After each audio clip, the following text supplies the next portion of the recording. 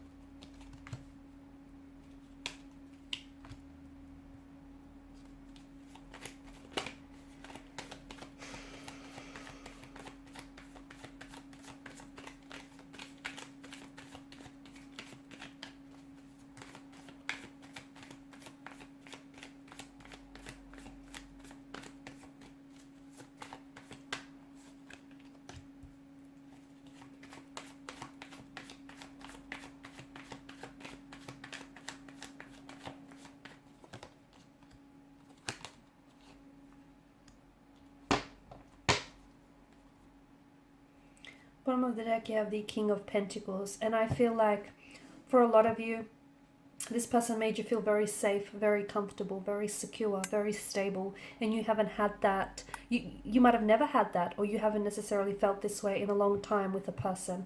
They've created such a safe space for you where you could truly be yourself, and it's hard for you to let go of that. All right, the camera's playing up. Bear with me. Okay, I feel like for a lot of you, you're not ready, okay? With the Four of Cups energy, I feel like you're telling yourself you want to move forward or you want to let go, but I don't think you're ready. I don't think you're ready to release them. I don't think you're ready to let go of what you guys had with each other and what you've built up. There may have been someone else that has come in between in the way of your connection here, therefore making this separation or making this disconnection involuntary. Okay, so it's not like it may have been another person, it may have been something else, like their I don't know, habitual addictions or their patterns, their behavior here. Okay, it may have been something that I feel like has wedged itself between you and this person. It's created this separation. So it wasn't like it was your choice to move on from this person. It's almost like you find yourself having to drag yourself away from this energy or this person purely because it wasn't healthy. It just wasn't, something here didn't necessarily go the way that you had envisioned it to be. And with the Four of Cups energy, it just feels like you're not ready to move on from them. You're not ready to let go. And I don't think you've made up your mind to do so. I think once you make up your mind to do so, okay, you're governed by air energy here, mental energy. I feel like once you make up your mind, then there'll be no stopping you. Like wild horses won't even be able to drag you away from this. But your mind's not made up, hence why you haven't been able to let them go.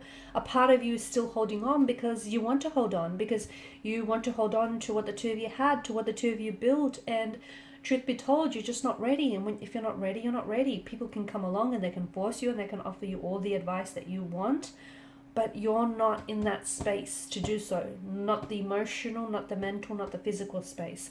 A part of you is also expecting for this person to come back into your life, okay? And maybe that's because that's the dynamics of the connection that the two of you had set up with one another.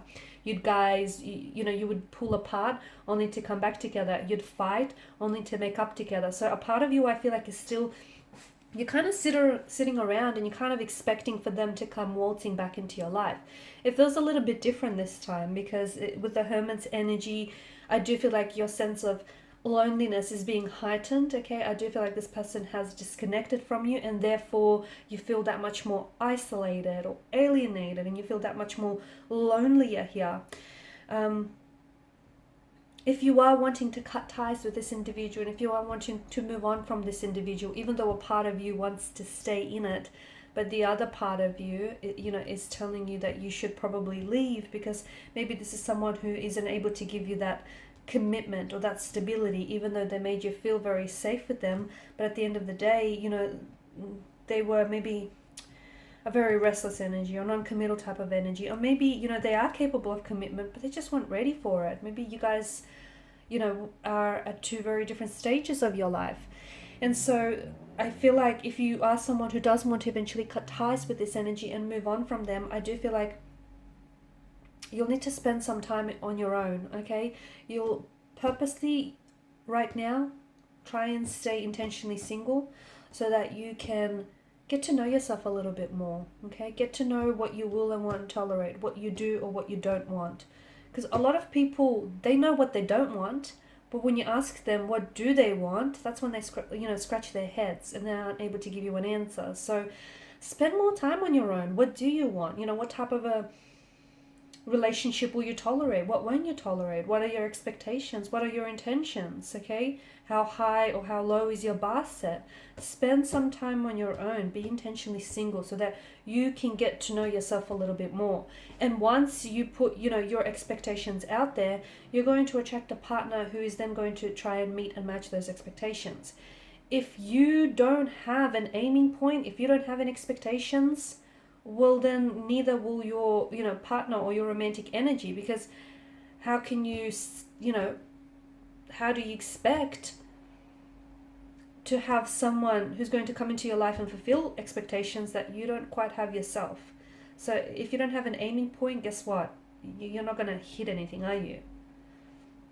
So I feel like in spending some time on your own as well, you're going to get the answers from inside as well, because maybe the two of you might be able to reconnect one day.